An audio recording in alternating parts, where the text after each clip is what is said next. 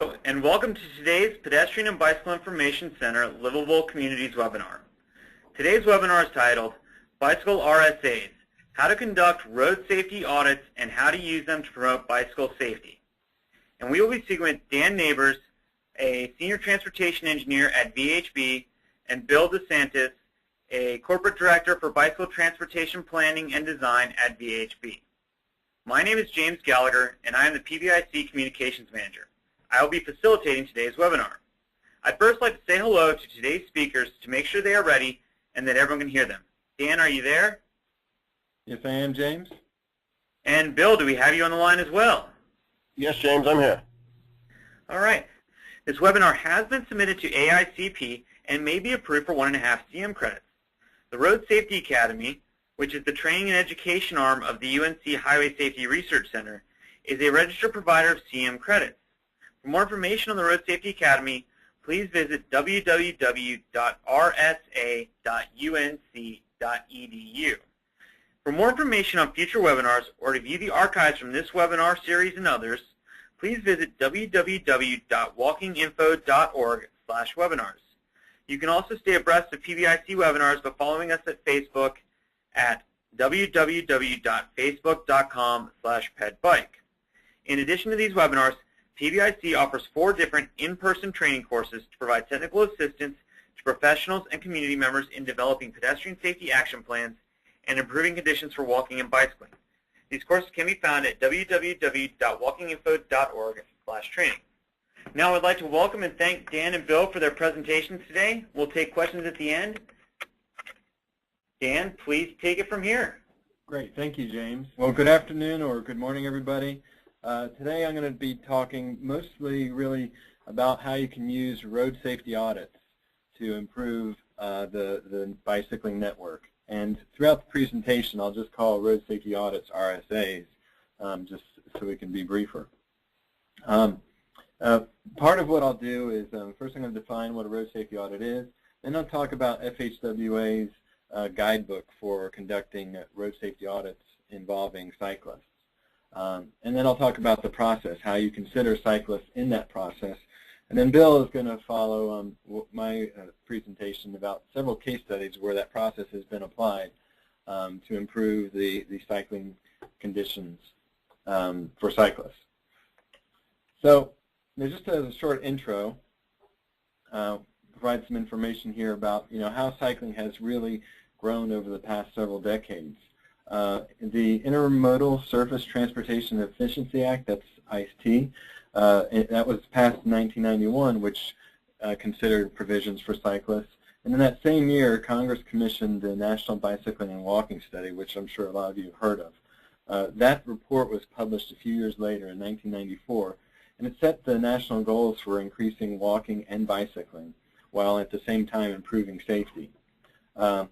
Since that time, there's been a lot of other efforts that support and promote bicycling as a mode of transportation. However, when you look at some of the crash statistics nationally, the percent of fatals and injuries for cyclists exceeds the mode share of cyclists. So certainly bicycling is a concern, and there's a need for addressing cyclists in that transportation network. So road safety audits are one of those tools that could help really address those concerns of cyclists. So let's talk about what a road safety audit is. You can see here on the screen, that's the definition of the road safety audit. And there's a few key terms there that are underlined. First, it's formal. That means it's a formal 8-step process that has been established in this country for well over a decade, about 15 years or so. The second item that's underlined is safety performance, meaning that there are other considerations that you're looking at when you're conducting the RSA. You're looking at operations and things like that, but you're really focusing in on what is the safety performance of the roadway and how are different modes affected by features of the roadway, by different behaviors, and other factors. The third term there is independent, meaning that when you're conducting an RSA, you have this outside set of eyes that really helps guide the team through that process so that you can look at things from a different perspective or a fresh perspective. And then that final term, which is really, really critical, is this multidisciplinary RSA team that conducts the RSA. That's an equal partnership of people with different skill sets, from design or operations, law enforcement, educators. You're really looking at involving people, what we call are the 4 E's of safety. That's engineering, education, enforcement, and EMS. So you want to try to get all these people involved, not only from looking at what kind of conditions might affect those different skill sets, but also how you could address them through enforcement, education, or engineering. So that's a critical component of this whole process. And I'll just say one more time is that it's a team that really conducts that RSA. It's not any one person. It's that team. So FHWA developed a road safety audit guide for considering cyclists in that RSA process. And so you might ask, well, why do you need something separate for cyclists? Well, here's a few reasons right here. One is that RSAs in general may not actually consider cyclists in the transportation network. RSAs could be focused on other modes, or there might be even a lack of awareness of the needs of cyclists. There's a lot of instances where we've conducted RSAs and the roadway or facility owner really wasn't aware of any issues involving cyclists, and then the RSA team came back and said, here's some issues and here's documentation of it, and they're like, oh yeah. So it's important that in any RSA that all modes are considered, particularly cyclists, and so that's one of the reasons the guide was developed.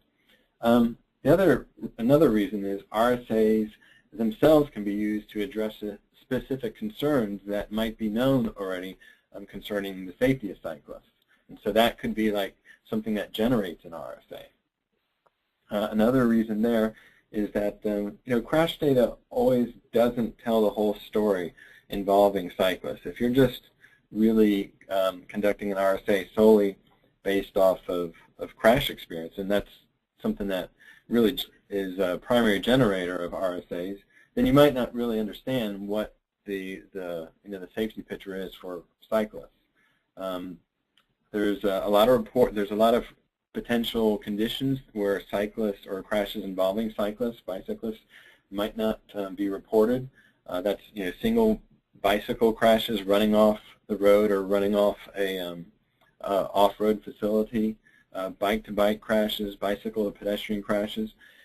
Typically a lot of those aren't too severe, so those might go unreported and unrecorded.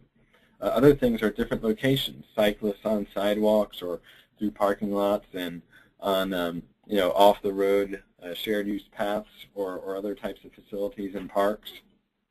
Those are other instances where you might not really have a good picture through crashes as to how cyclists are affected. In fact, there's been reports and studies that have shown that about over half the cyclists that have been treated in hospitals, their incidents were not reported through crash reports. So there's evidence right there, hard evidence that shows that crash data doesn't tell that whole story. And then finally, as you can see in the 3 pictures that are shown in the screen right here, bicyclists you can encounter cyclists in almost every environment. That's the final reason why you might conduct an RSA, or why you need an RSA guide specific for cyclists. So the FHWA guidelines, here's the purpose. It's, again, to help provide transportation agencies and RSA teams with a better understanding of cyclists in the transportation network, and really kind of emphasizing that what we say is behind the handlebars perspective. That is, understanding things from the perspective of the cyclist, and what are the things that a cyclist would encounter on the journey, and making sure that that's understood through that RSA process. So the scope of the guidelines basically covers all elements of the roadway where cyclists are permitted. On-road accommodations, you see different accommodations there, or off-road cycling facilities. So the whole package, that's the intent for the use of these guidelines. So this is basically the content of the guide, and I'd like to frame this presentation by discussing the content of the guide in these 5 chapters. You see that there's a little icon that shows each of the 5 chapters, and you'll see that appear in the upper left corner of your screen just to kind of help you see where we are within the course of discussing this topic and the guide. At the bottom of the screen, too, you'll also see that there's a web address where you can download the Bicycle Road Safety Audit Guidelines and Prompt Lists. If you do a Google search or any type of internet search and just put FHWA Bike RSA Guidelines, it'll pop up as well. So, beginning with the content of the guide, the introduction. The introduction presents what I call is the knowledge base, and that's just resources with links to about 28 other resources which provide background information in these 6 topic areas you see here. And that's important and relevant because if an RSA team isn't really aware of cycling, or not everybody on the team might be aware, it's important to give them some of that core knowledge which is necessary for conducting an RSA. So, like I said, there are 28 resources on these topic areas, and there's links, I think, to just about every one of those resources. So it provides a pretty good one-stop resource for understanding different aspects of cycling. The other thing that's in the introduction to provide that background information that's needed before conducting an RSA is a glossary of terms, some of which are illustrated on this graphic on the screen. Covers all environments of cycling, both urban and rural, as you can see in the graphic as well. And there's other treatments that are described in the glossary which aren't pictured here, such as cycle tracks, contraflow bike lanes, and other facilities. And really the glossary is there so that the RSA team, when you have this multidisciplinary team together, people with different skill sets or backgrounds, that everybody can speak or at least understand the same language. So also important principles are, understanding what are the main characteristics of cyclists. What makes a cyclist different than any other road user? And one of those is the space needed by cyclists. The space, as you can see in this graphic, is not only the width of the cyclist, but the width needed to maneuver. And there's different conditions which change that width needed to maneuver. It could be grade, it could be speed of a facility, it could be different things such as like changing the riding axis. If a bike is going around a turn, that axis, which you see, that kind of up and down axis of a cyclist, like you can see in this depiction here, is angled, and which means that you might have less pedal clearance, and so you need to consider things like that. So, it's quite complex, the considerations of space for a cyclist, and those are described in the guide as well. Length is another important consideration, especially at intersections or locations where space is quote-unquote shared between different modes. For instance, at a mid-block crossing, ensuring that there's adequate space for storage for expected demand of traffic and types of traffic that you might have there. And space considerations could change by the type of facility. On shared use paths, you might have a high use of bikes with trailers, which would obviously increase that length of space. So, looking at the many different aspects that affect or that need to be considered about cyclists when conducting a bike RSA are some of the things that are considered. Stability, I may have hinted at this a little bit, but stability is a function of the speed of a cyclist. Surface is greatly affects the stability of the cyclist, where you might not think that would be as critical when driving a motor vehicle. And of course, environment as well. Speed I hinted at, but that also includes acceleration and deceleration, and what kind of conditions need to be considered there, like going through intersections or going downhill, and how that would affect safety. And then finally, vulnerability. What are the different characteristics of cyclists that, with regard to vulnerability? And as you know, cyclists aren't like a vehicle where you have a crumple zone. That cyclists are exposed, very similar to pedestrians, and that's a key consideration as well. And, with a lot of these different characteristics, there's examples that show what are some things that are good or things you want to avoid, or just how do all these different characteristics interact. You see the top photo there. It shows a, I don't know if you can call that a bike lane, but it's like an attempt to paint a bike lane in a gutter where there's a grate and a few other changing surface conditions, which, again, surface conditions can greatly affect the stability of the cyclist, and this is something that a cyclist might avoid. Where the middle photo is a much smoother facility with an 8-inch edge line strip that separates that bike lane from the vehicular travel lane, which is something that would be preferred. And then, of course, the different traffic conditions. You see the bottom photo shows a cyclist riding through traffic, and what kind of additional considerations need to be made there. We also talk about, the guide talks about the cycling network and the importance of directness in providing key access to destinations and considering desire lines, typical desire lines of cyclists. Continuity and connectivity, having a continuous network that doesn't have abrupt gaps where you might be putting motorized vehicles and cyclists into conflict with each other. And of course, comfort and perceived risks of cyclists are also discussed in the context of the cycling network. Other things too, just really kind of emphasizing some key human behaviors points, such as the expectancy of cyclists by motorists. In this graphic here, you see vehicles in different positions of an intersection, and basically what are the key areas that vehicles will scan. And what this really illustrates is that when vehicles are executing turning movements, it's more common for vehicles to be scanning for other vehicles. If they're making a left turn, you're looking for a gap between the motorized traffic where you can execute that left turn. And motorized vehicles might not, or the drivers might not be attuned to scanning for cyclists in the roadway network. And that's a behavioral issue that obviously is critical, but that's something that needs to be recognized through the RSA process as well. And then there's other things that are described, such as things that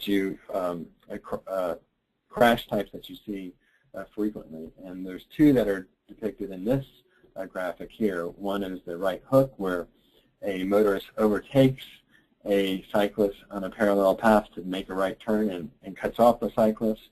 And then a left cross where, again, it's similar to what I described, where a motorist is looking for a gap when they're making a left turn, looking for a gap in that motorized traffic, and might not see a cyclist approaching in that opposite direction.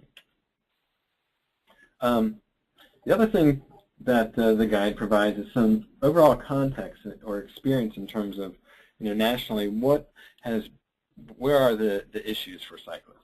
And you see right here through various studies, these 4 bullets on this slide refer to an FHWA study that was taken from 6 states conducted in the 1990s to gain an understanding of where cyclists were at risk. You can see a few points there is that approximately 70% of bicycle motor vehicle collisions, of course these are reported crashes, occurred in urban areas. 51% of bicyclist motor vehicle crashes were intersection related. 22% were at junctions with driveways or other commercial drives, and then 27% occurred on segments. So you can kind of get a sense of what kind of conditions are prevalent that you really need to look for. This graphic here shows the results of 4 studies. The first is the one that I just referred to, that first column, and then there's 3 other columns that demonstrate other studies, or 3 other studies. And what I want to show here are just a few points that you can see some commonalities and some differences between the studies.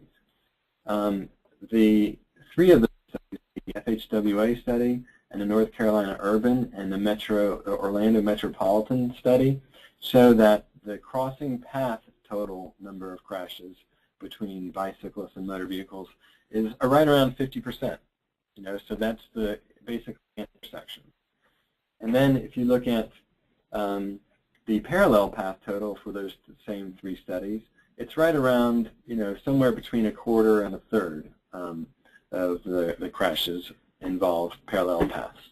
But what's interesting is when you compare those 3 studies that I pointed out to the rural North Carolina study, you see that there's quite a difference, and that in rural areas you might have a different trend where there's less crossing path types of crashes and maybe more parallel path type crashes.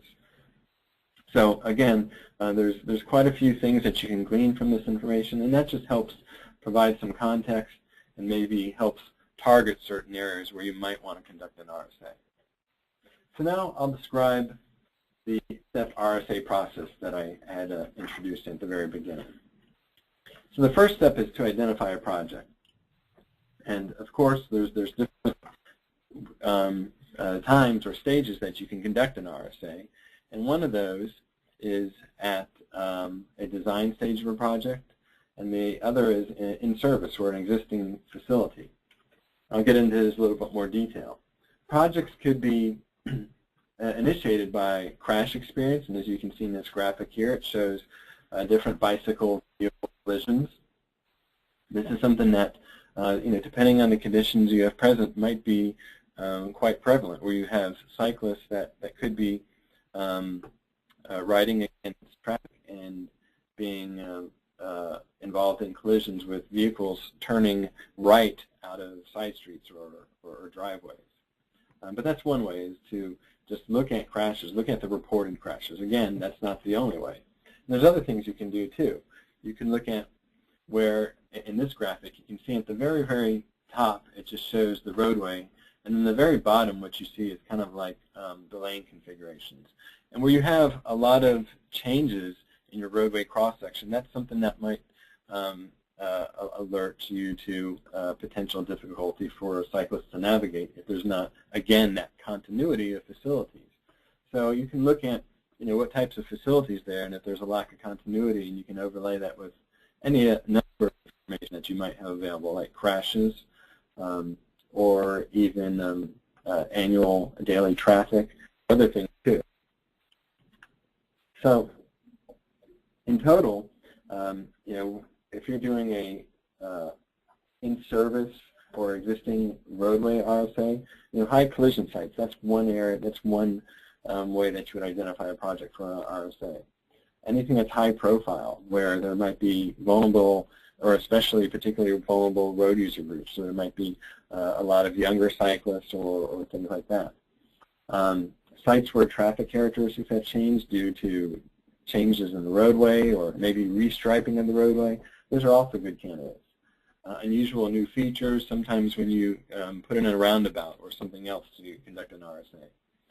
Anything that's context sensitive, to make sure that you're really considering all modes. Of course, since the RSA, the purpose is to look at things from a multimodal perspective, that's of course another good reason, as well as seasonal changes in traffic. There's a lot of areas that have a lot of bicycle traffic either in the summer or fall due to different recreational activities, so that's another good condition as well. In a design stage RSA, that's an RSA of an existing or a plan that's being designed. The sooner that you can conduct an RSA, the better, because the more likely you are to change, have the ability to change what is in that design. And so you can make sure that you're providing some adequate considerations for cyclists in those conditions. The second step is selecting the RSA team. And again, I mentioned this in the very beginning, but you want to make sure you have people with different skill sets that understand roadway geometrics, operations, different road users to include bicyclists or pedestrians. And you might want to have other specialists too, such as somebody who's skilled again in human factors. Law enforcement, that's always a requirement, we say, because law enforcement provides perspectives that you don't find on paper. And they're, of course, very, very essential in helping to develop programs that could address the needs of cyclists in the future. And of course, maintenance is critical as well.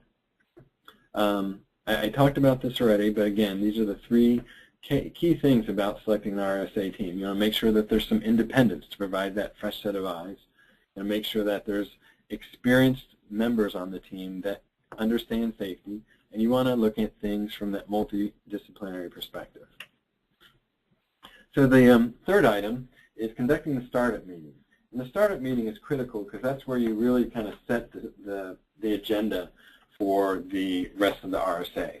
And you see, you start out with the introductions where everybody introduces themselves and explains their connection with the project. And that's really just the opportunity for people to develop a rapport with each other. Then you go to the project objectives. What are you trying to achieve through the RSA? What is the extent of what your, the ability to make change or enhancements to the roadway? Yeah, of course, you want to go over the process. You want to go over the schedule, and there's an example agenda of a two-day RSA there. And that's where you exchange any other information that you might have, such as maps and drawings and things, which I'll describe a little bit more detail right now. So information you can see is on this slide that you could exchange, such as crash history. And again, you might not have good crash data, so there's other data sources that you can really look at. If you're looking at an off-road facility, sometimes you don't have that reported crash data. So there might be user surveys, there might be incident reports through Parks Department or whoever might be owning that facility that you want to look at. Of course, volumes, aerial photographs, so you can annotate any conditions you see on the field is important. If you're looking at a design, of course, the design drawings are important. And then some other background reports that are critical are plans that describe any plans for like a bicycle master plan or a trail master plan, sector plans, pedestrian plans. Those are critical too to see what is the future intent for the roadway that you might be looking at. Any policies that affect cyclists, as well as standards and local laws and statutes. And the local laws and statutes is really, really critical because I'm trying to advance this.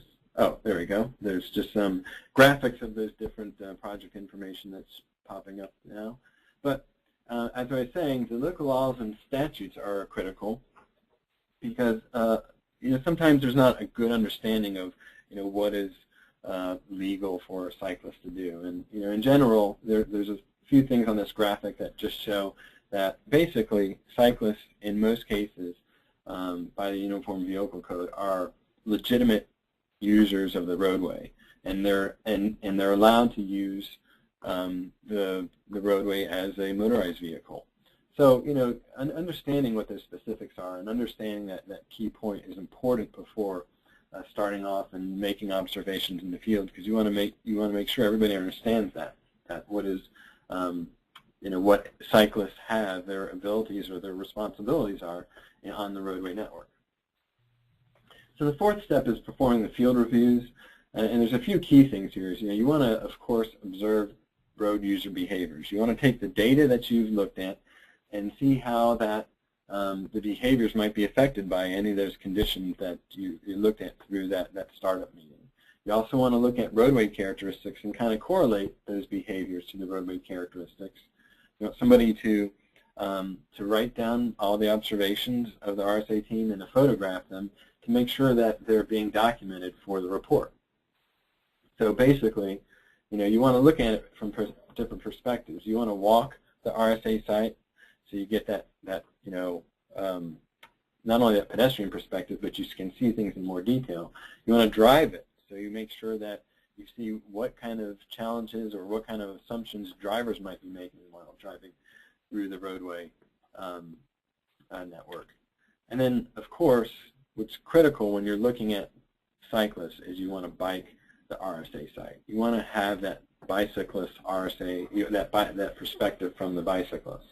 And when you conduct an RSA, you could have a large team. You could have like half a dozen people or so. And I'll emphasize too is that when you're biking the facility, you want to look at it and bike it not only as a group, but you want to bike it as an individual too. Separating yourself from the group, because you can have a completely different experience if you're biking it in that manner as well. And so you want to make sure you bike it in those different methods so that you really get an understanding of what cyclists are facing on the roadway network. There's other things too that you'll consider when you're doing the field review. You'll do a night and day review. You'll want to look at peak and off-peak conditions and different things as well. But you want to make sure you're getting a good understanding of those variable conditions and how they're affecting safety.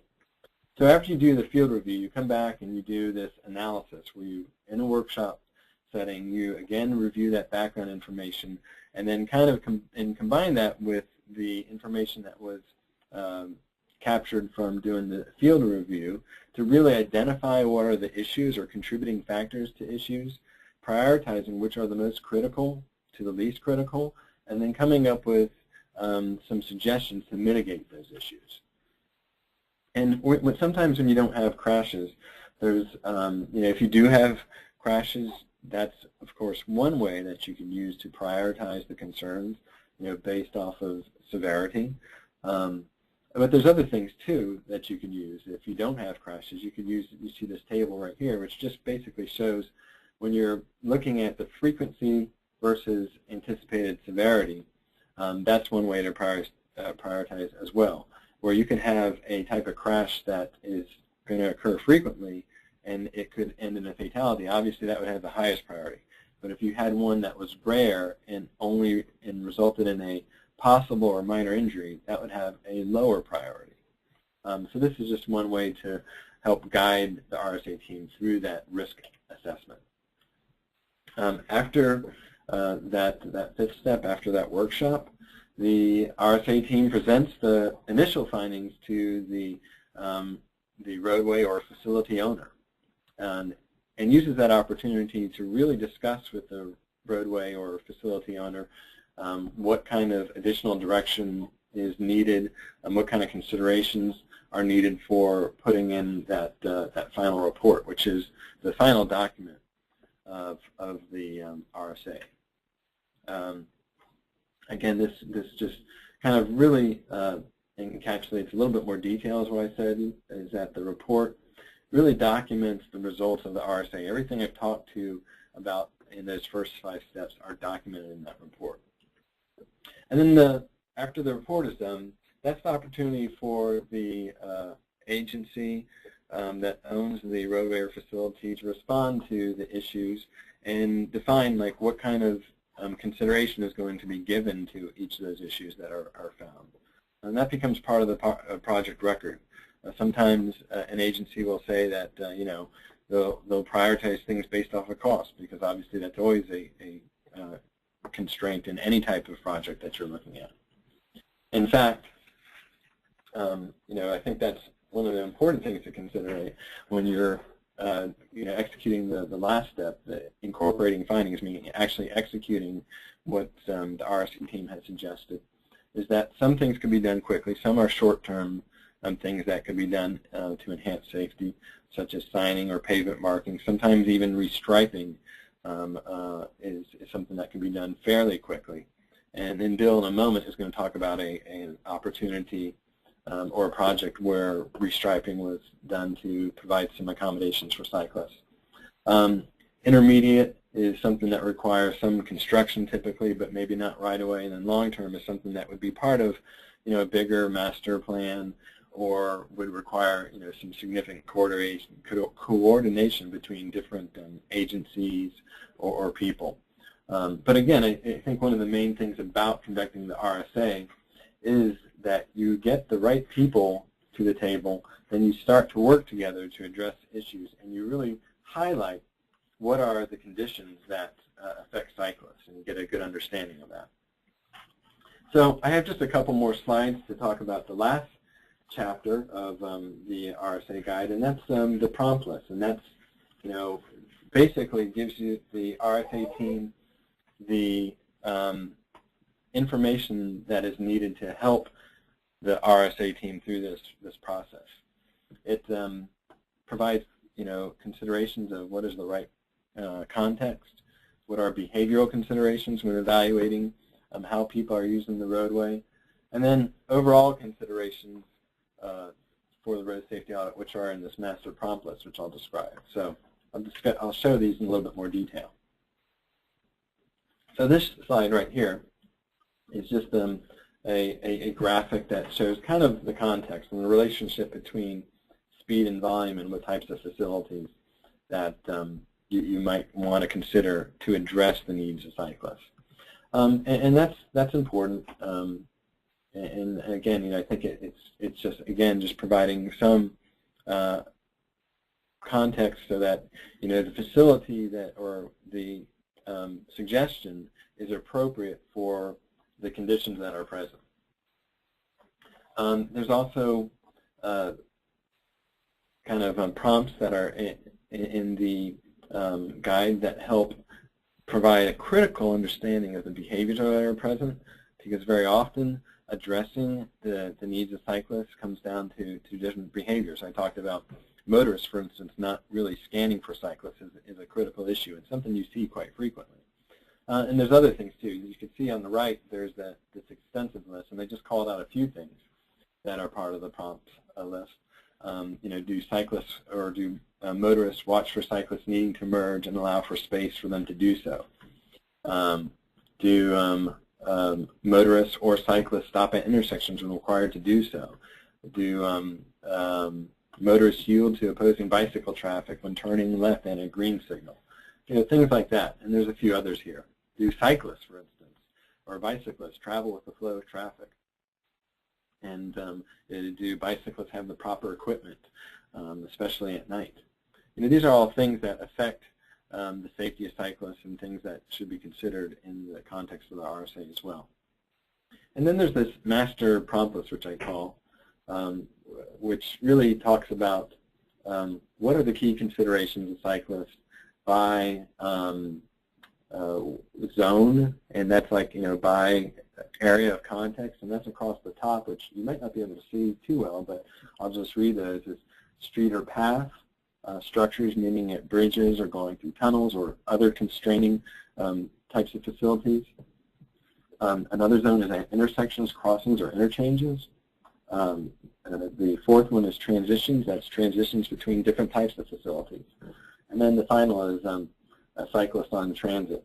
And so for each of those kind of zones, you have different categories and questions or prompts that the RSA team should investigate to ensure that you're adequately considering cyclists in that process. And you can see 5 right here, and there's the remaining 6 or 7 right here.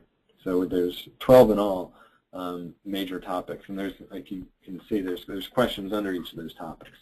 And those questions have a more detailed description in the manual, which is called a sub-prompt, which describes what are the conditions under, it provides a photo, provides more detail as to what is meant by that specific prompt. So you can see this prompt here: are design features present that adversely impact the use of the facility by cyclists?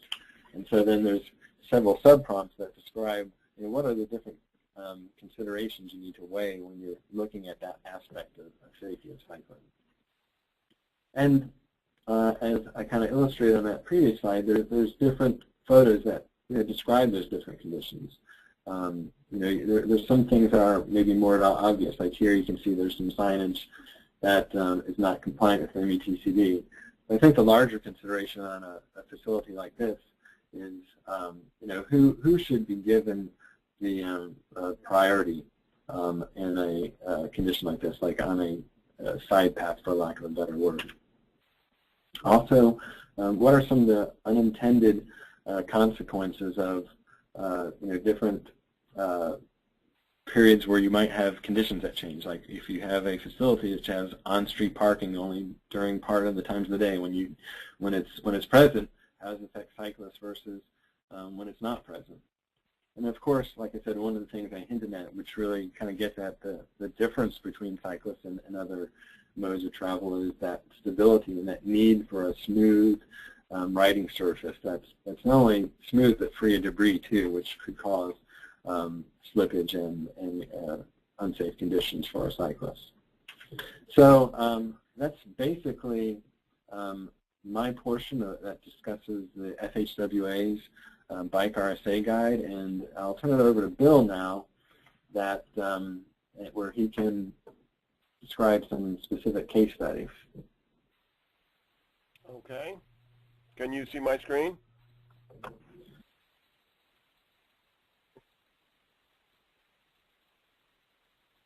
Not yet, Bill. We're working on it. Okay. Okay.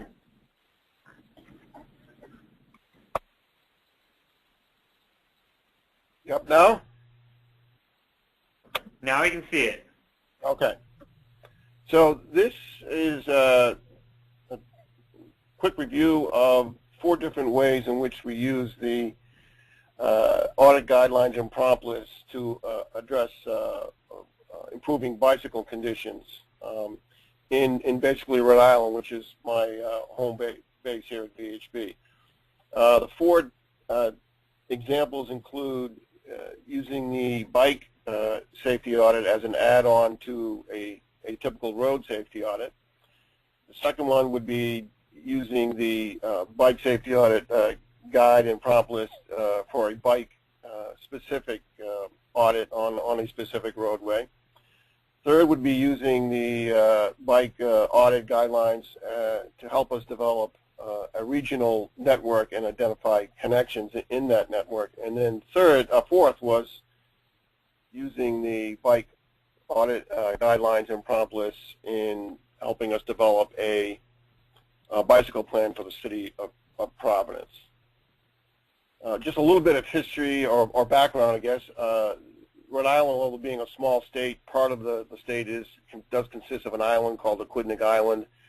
It consists of 3 communities, Portsmouth, Middletown, and Newport. There is a regional planning commission for the island, and they had done a island-wide transportation study, which served as the basis for us going out and conducting these safety audits. So the first example, again, was doing a roadway safety audit with the add-on for using the bike guidelines and prompt lists as part of an overall roadway safety audit.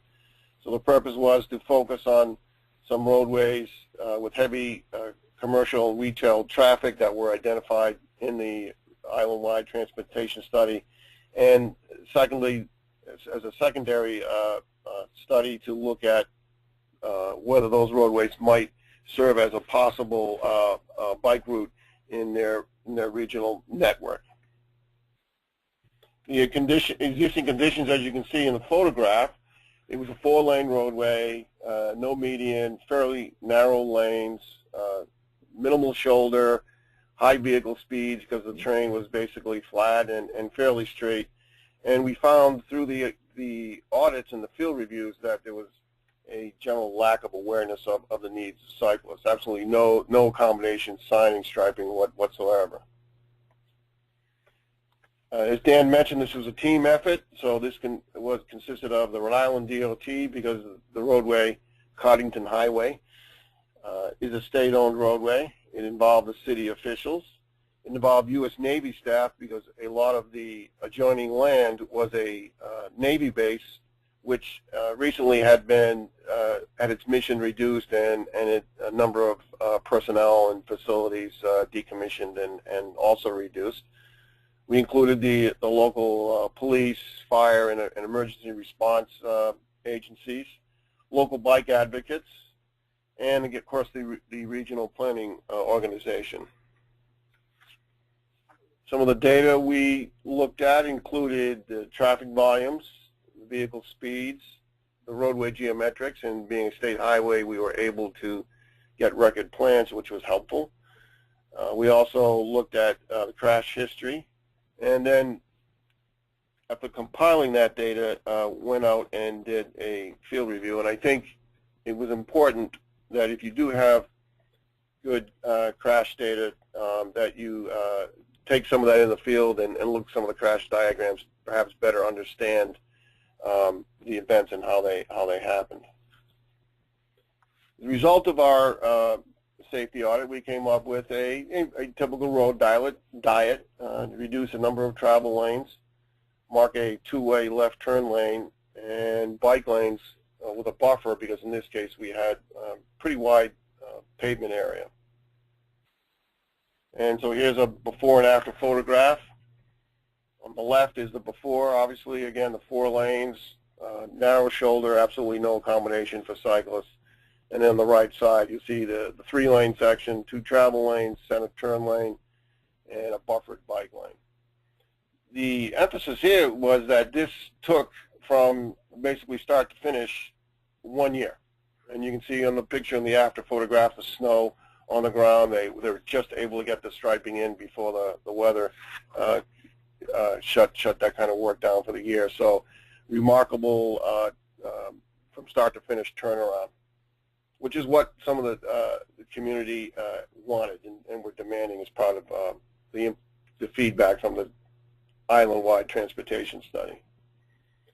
The reason we went with bike lanes, in case some of you are wondering, instead of a more higher level of bike accommodation like cycle tracks, is because of future, but likely future expansion. In this slide on the upper left was the existing configuration. On the right, on the upper right, is what we put in. On the lower right, it shows it reverting back to a 4-lane section. That's because there's plans underway to convert the former unused Navy property to redevelopment as commercial, retail, and housing. So the roadway was originally built for 4 lanes to service a much larger and more active naval installation. So with reduced size, we were able to go to 3 lanes, but reserving the width and the facility to expand back in the future as that property gets redeveloped, but still this time with bike accommodation. So the second example was a standalone bike safety audit on a specific roadway that was identified in the island-wide transportation study. This is Memorial Boulevard leading into Newport. In the picture on the right there, you can see it's 4-lane, minimal shoulder, grass median, very little bike accommodation other than the crooked, lonesome bicycle warning sign there at the end of the guardrail. This area serves the beaches. It leads into the downtown commercial retail area of Newport. A lot of tourist attractions, the Cliff Walk, historic mansion area. So a lot of heavy vehicle traffic and a substantial amount of bicycle traffic, despite the uninviting roadway conditions. This also was a location just about in where that photograph, shown in the photograph, where we had a bicycle fatality in 2012, and it was a run-down from behind type of crash. So again, the RSA team consisted of the DOT, because it's a state-owned roadway, city officials, police, local bike advocates, and the regional planning organization. Again, the data was the traffic volume, speeds, roadway geometrics, the crash history, including obviously the fatal crash, and we conducted a field review by the RSA team, which included also riding through this on a bicycle with a video recorder on the handlebar, because we knew there would be some significant public outreach for this project. The proposed solution was a road diet with reducing the number of travel lanes, putting in turn lanes to allow access to the beaches and tourist attractions, and bike lanes. And here's a before and after picture again, obviously on the left, the before, going up one of the steep hills. You can see the truck there and pedestrian crossing at the median crossover. The sign for the Cliff Walk there also in that left picture, and then the after condition with the single lane, a striped and marked bike lane, and the turn lane. Third application was using the bike safety audit prompts and guidelines to help us identify gaps in a regional network. Because what we found as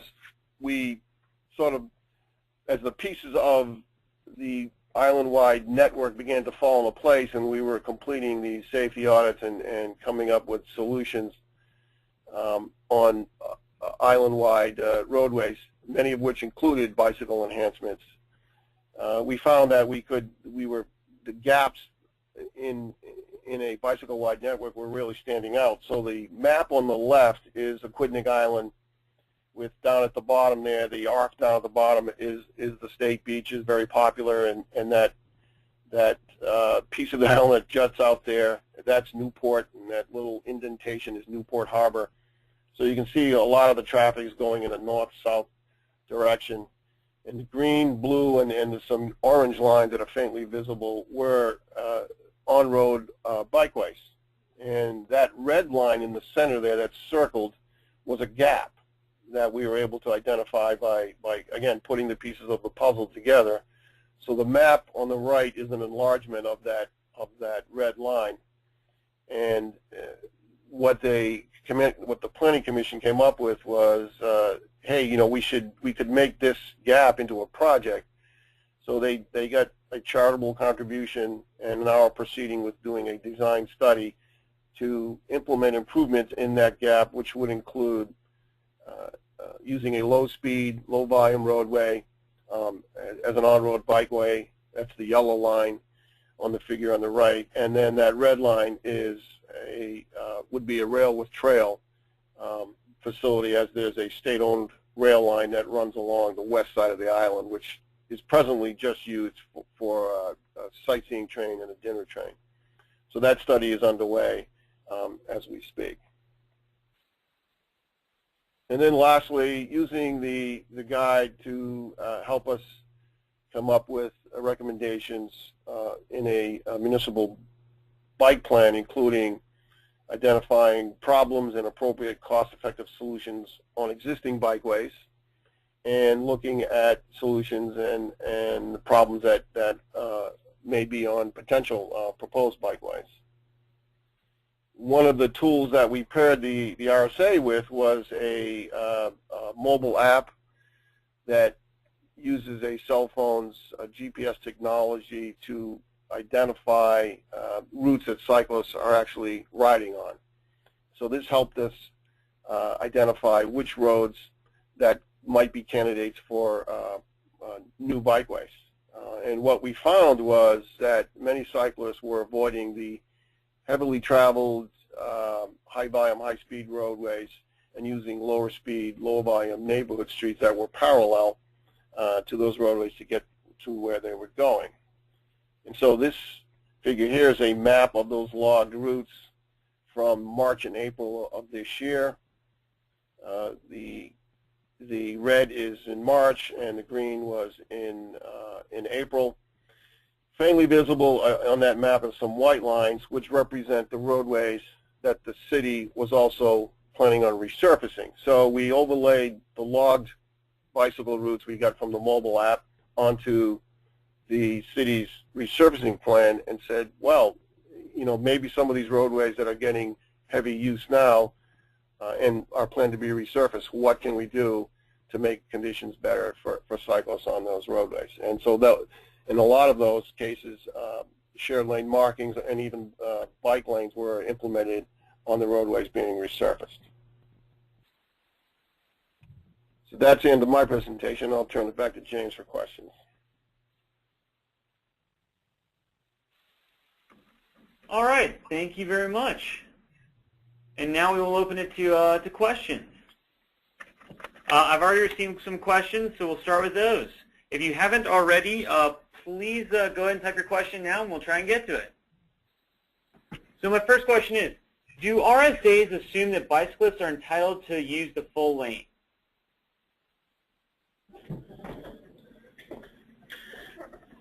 Well, I'll start by answering that. You know, the RSA, it's a process that uses, where you're looking at the appropriate context.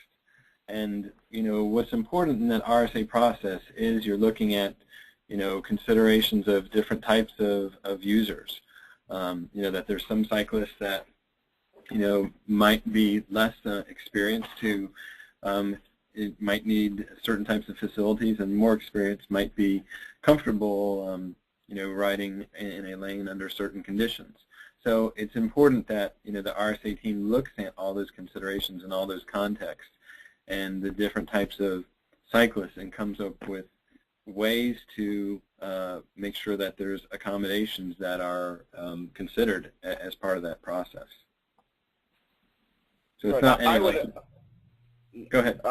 Yeah, I would add that we do make that general assumption, but as Dan said, it's important to look at the context of each situation. Where a cyclist certainly has the right to use a public way, but is that the appropriate design intent for that given location and under given certain conditions?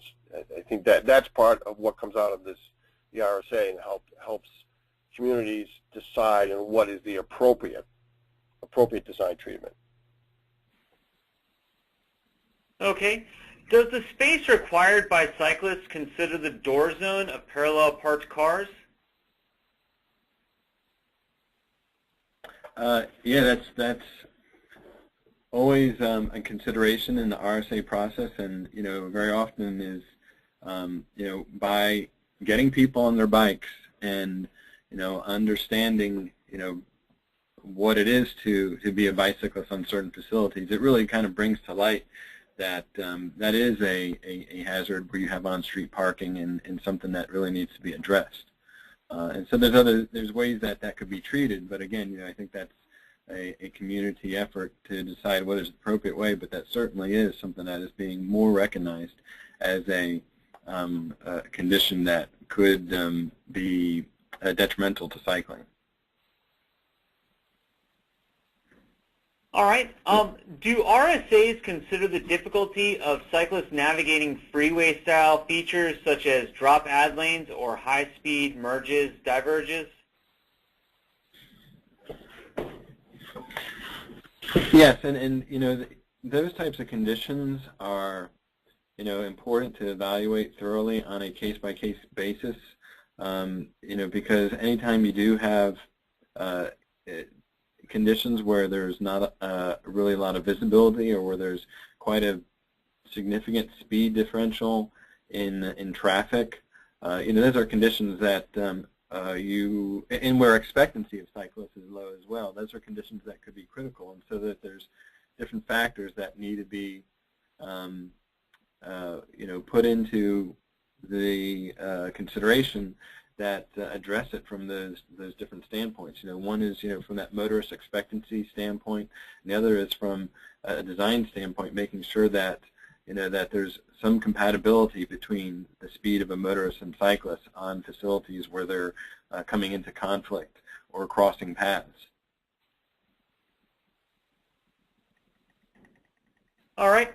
Has anyone studied whether the absence of signs on path systems cause congestion or a safety problem? Not just stop or yield, but direction signs or path names?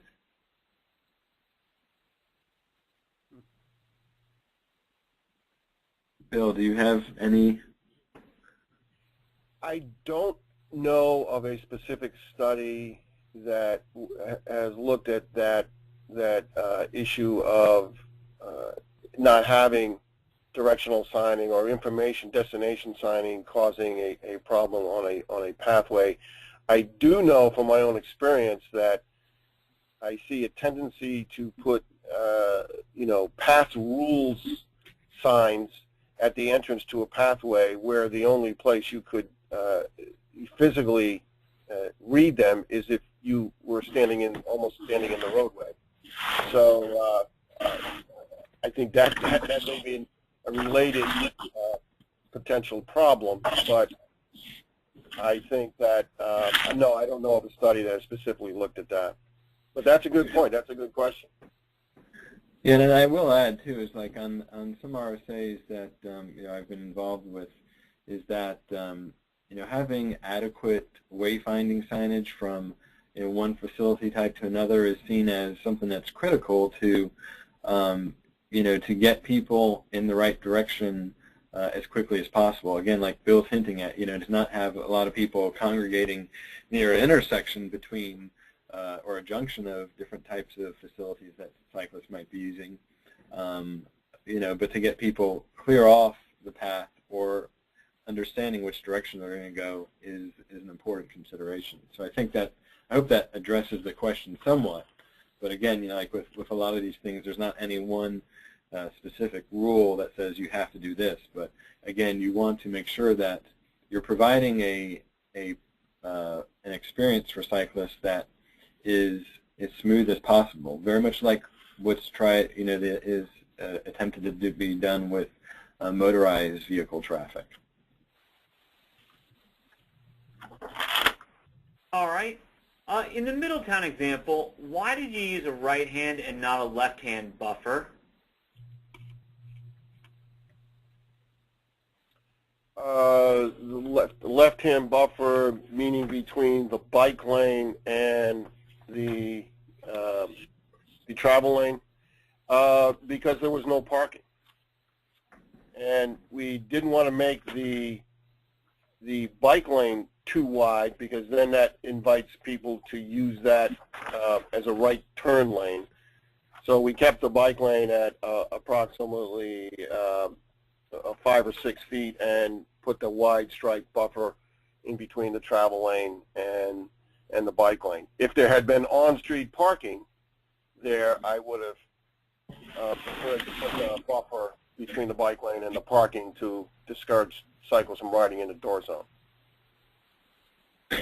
And I'll just add to that as well is, one of the considerations in putting it on the left side, separating the vehicular lane from the bicycle lane as well, was that, there was vehicles are going at a higher speed than was intended. And so having that separation there was seen as, more beneficial than on the right side, because sometimes the other reason you might put it on the right side is to provide better visibility of cyclists for people that are for intersecting streets, and there really weren't that many intersecting streets in the area at this time. Again, like Bill was saying, there's some redevelopment that might change that in future conditions, in which case that cross-section might change again, but I think that those are the main reasons that that buffer was put on that left side. Right. In the example from Middletown, did you consider using rumble strips within the area between the vehicle lanes and the bike lanes?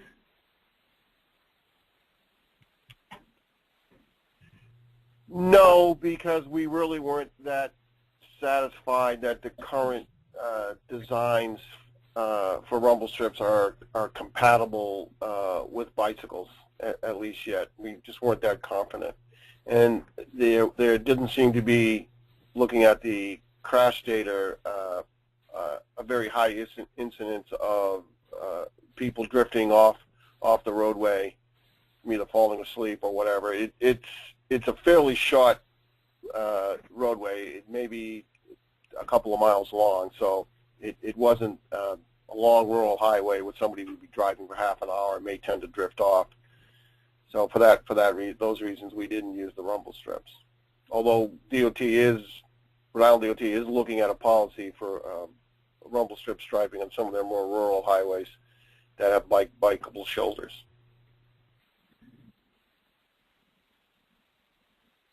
Okay, thank you. Regarding the example projects and team members, what type of engineers from the Department of Transportation were used to help conduct the audits?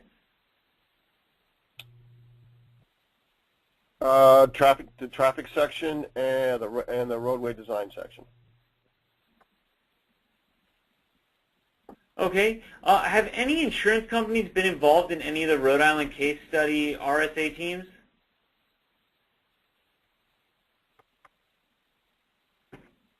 I don't believe so, Dan.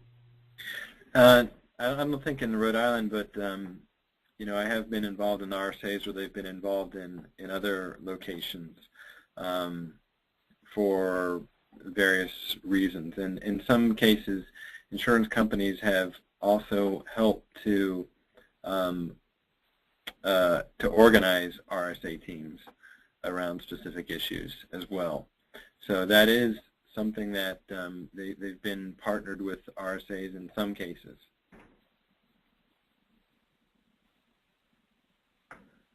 All right, and staying on questions about team members who conducted the audit, are they volunteers or are they paid members of the audit team, and if so, by whom? Well, there's quite a different number of types of configurations. There's some states have programs where they take people within their agency and working with different municipalities to formulate teams, or even having people from maybe from one municipality, they'll do an RSA on an adjacent municipality, so they have that independence. So there's a lot of there are states who do that. A lot of them, and the ones that we're describing, those were sponsored by FHWA and RIDOT. So that was paying consultants to do those types of reviews. But there are, like I said, some that are organic and that just use their own staff or partner with adjacent agency staff to help conduct RSAs. For the smartphone app, what were the demographics of the users?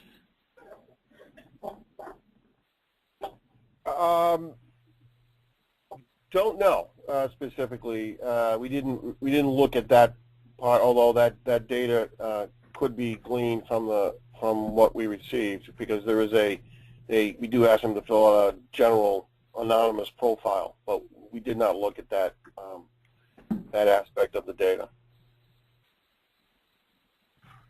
And how did you distribute the app for bike routes? It was advertised on the project website, on Facebook, and through the print and other social media, and NPR, so on.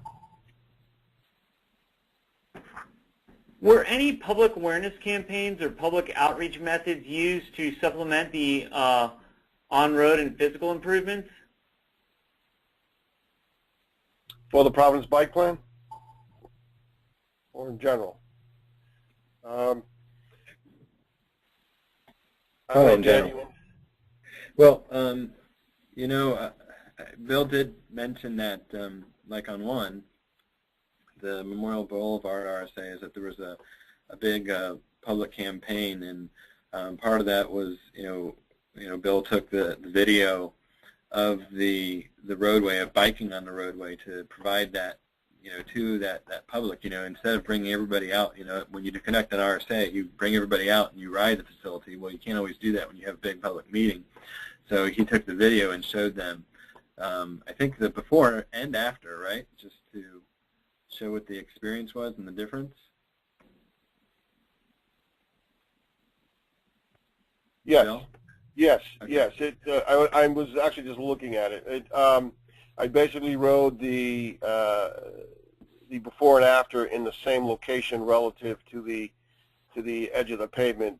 So when there was no bike lane, I was riding in a location on the roadway where the bike lane would eventually be. And when you synchronize the videos, it gives a very good record of an example of how motorists perceive a cyclist in a shared lane and how they perceive a cyclist in a bike lane. So that was helpful in the public outreach, because that roadway services a community that's very sensitive to their tourist industry, because they obviously have a short business season in the summer, and they certainly don't want to jeopardize access to their business. So it was important to have that proof, that demonstration, that for that project and for later projects.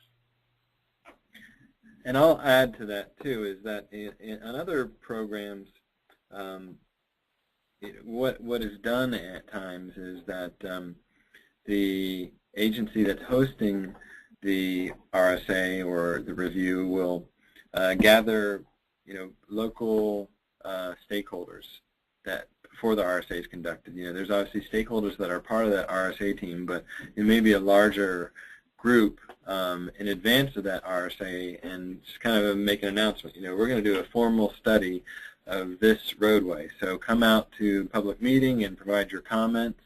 And those comments, sometimes it's specific groups or sometimes it's the public. It could be a bicycle pedestrian action committee, for instance, or it could be the larger public audience. And what they'll do is they'll provide their information, their knowledge, which is really, really important for conducting an RSA, because that experience is invaluable. But that'll provide that, and that'll be used as kind of like a data input, along with whatever other data you might have. That kind of becomes part of the project record, and part of what the RSA team reviews as part of that process. And then, after that RSA is conducted, is that the RSA team will address those different inputs from the community or that action committee, and kind of give the feedback as to what was uncovered, and maybe what was the approach that was kind of determined by the RSA team to address those concerns that might be by one of those other stakeholder groups.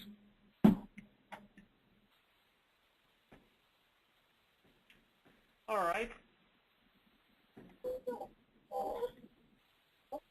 In the first example in Rhode Island, showing 4 lanes going to 3 with bike lanes, did the speed limit change? No, it did not. No, and I'll just add that the speed limit was 25 before, and it remained at that speed, which as a 4-lane facility, 25 was probably not the speed that most people were driving, but it was more compatible with that configuration, that road diet configuration. All right, thank you. In riding as an individual or a group as part of an RSA on a road that is less than ideal for bicycling, what is recommended for safety of the RSA participants? You can see maybe in some of the pictures that the RSA team, obviously before the team goes out or whoever is riding, not always is there somebody, the whole team riding. Is one thing, we make sure that we're wearing the proper safety equipment, helmets and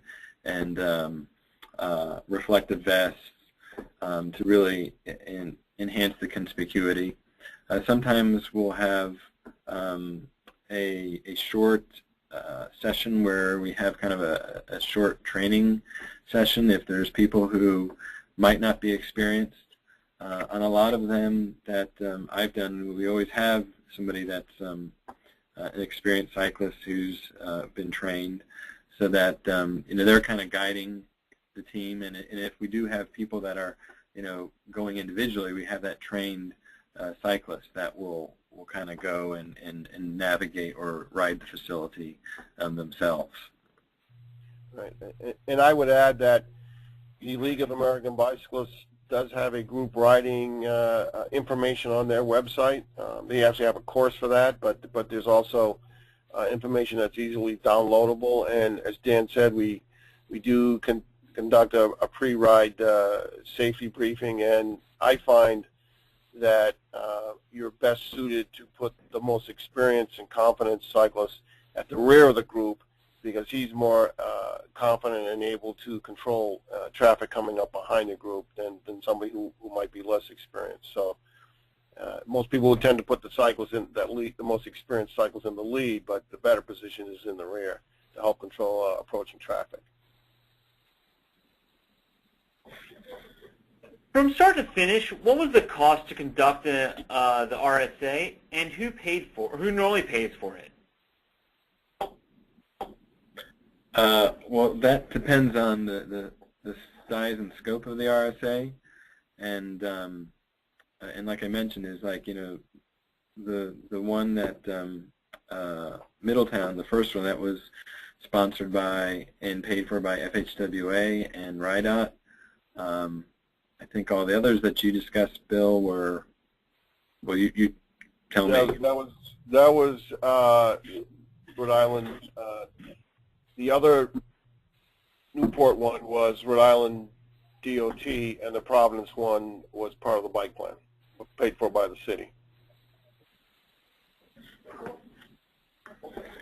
And so, yeah, I mean, if you have like a one-day RSA, you know, I think some of the ones that we discussed were a couple days and involved multiple stakeholders. So, you know, it's a matter of how much time and what the length of the facility is. But, you know, I've been involved ones that have been as short as a portion of a day to as long as several days, depending upon you know, the size and length and complexity of the network or, you know, partnering agencies. But some of them are very, very simple. If it's just a one location, like a crossing location, that's something that could be done fairly simply. But I will caution is that, you know, even if it is like one specific location, that, you know, you still need to ride on all the approaching facilities and get a sense of, you know, what are the overall you know, conditions in the area that might be present when you go through that specific spot location. So you want to get a good sense of, you know, what are the traveling patterns through that one location if it's just a small, like, intersection or something. So, I mean, I guess in cost, you know, it can range from a couple thousand to, you know, much more than that. All right. In the RSA teams, were first responders on board, and were there any concerns about accessibility for response vehicles when removal of travel lanes occurred, especially on higher speed roads? I think there's two questions there. Is yes, in terms of first responders, you know, we've had, like I said, law enforcement's always critical because law enforcement, you know, they observe what are the conditions in the field. They know what kind of citations they're writing, what are the behaviors they're you know, trying to encourage or discourage. So that's critical. You know, we also often will have EMS who, you know, understand as well some of the detailed crashes or locations where they respond to different incidents. So you know, it's critical to have them on board. In terms of, I think the second part of that question was perhaps like, you know, when you are changing the cross-section of the roadway, how do you get first responders to buy in or, you know, understand that it's a benefit to them as well? And, you know, very often being part of that team process, there's a lot of revelations from every team member, and they usually result in a very collaborative environment and effort where people are willing to work together to identify and address issues. And with that, you know, if there is concern sometimes is what we'll do in terms of, like, you know, maybe there's you know, some sort of constraint. Sometimes what we've done is kind of laid out a condition like a turn in a parking lot area, and, you know, kind of drive the facility with the, you know, emergency responders to see, like, if it can actually be done, if there is some sort of geometric constraint that, you know, we're proposing as part of the RSA. So I think there's a lot of variability in that question, but, you know, again, the main point about the RSA is it is a team that is issuing the report, so everybody needs to come to some agreement that first of all, the issues, that's the most important thing, that provides that documentation as to, you know, what are the conditions that need to be addressed. Sometimes they can be addressed immediately, sometimes it takes some time, admittedly. So that's important, but the other thing too is, you know, what are some potential measures that each of those participants are willing to work together on to address those issues. So it's important that there is consensus as part of that process. All right, thank you. Can you tell us a little bit more about how the video is taken and used during the RSA process? Yes, the video actually is a GoPro Hero camera. And mounted on the handlebar. It is very easy to use, and it is very useful because it captures roadway conditions in fairly fine detail, so that you can go back and look at signs, look at markings at any location on the roadway. So it was helpful from that perspective to have a visual record of existing conditions to couple along with your written field notes that you took during the field review. So from that perspective, it's very cost effective to get that information, and you have a permanent record of it. It was also useful in the public, as I said, in the public outreach to show community and business officials and business people the need, to demonstrate the need as to why those improvements are needed, and how they could benefit the cycling public and not cause a problem with access to their business. In fact, probably in many cases provide better access to their place of business. So it was very useful. All right, and I think this will be our last question for today. How can the local municipalities influence DOTs to conduct and then follow through with RSAs, whether they're ped or bike, and the recommendations from those RSAs?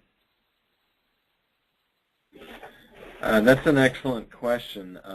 I will say that one of the benefits of conducting an RSA is that it provides a formal document that demonstrates the need. If there's things that support that documentation, or if there's some crash experience, or even exposure, or some sort of volumetric count or something that again shows that there is a need in serving a part of the population, then I think that the RSA kind of brings all that together and provides that form of documentation. Again, what it's seen as a tool to really, one, get an understanding of what the issues are there, which a lot of the times, sometimes there's not even an acute awareness of those. So one, to understand the issues, and then to come up with some measures that either in the short term, intermediate, or long term might mitigate those issues. And sometimes even just having that documentation of what the issues are is that critical step to bring awareness of an issue. And again, I've seen that has been used and helpful in agencies applying for different grants, for prioritization of funds, because again, having that documentation shows, like, okay, here's a need we have, let's find a way to address it. So again, I think that's it can be used as a tool to really advance the safety of a particular area. All right. Well, thank you very much. Unfortunately, that's all the time we have today for discussion. I am sorry if we did not get to your question. Once again, a PDF copy of the presentation slides will be available later this week at walkinginfo.org/webinars. And a recording of today's program will be posted to that site, as well as to our YouTube channel, which is www.youtube.com/pedbikeinfo, within a couple of weeks. Be sure to follow us on Facebook at facebook.com/pedbike for updates. Finally, I want to remind you that a very brief survey will appear once the webinar is ended. Again, we very much appreciate you taking a moment to complete it. Thank you again to our speakers, Dan Neighbors and Bill DeSantis, and thank you to all of you for attending today's PBIC Livable Communities webinar.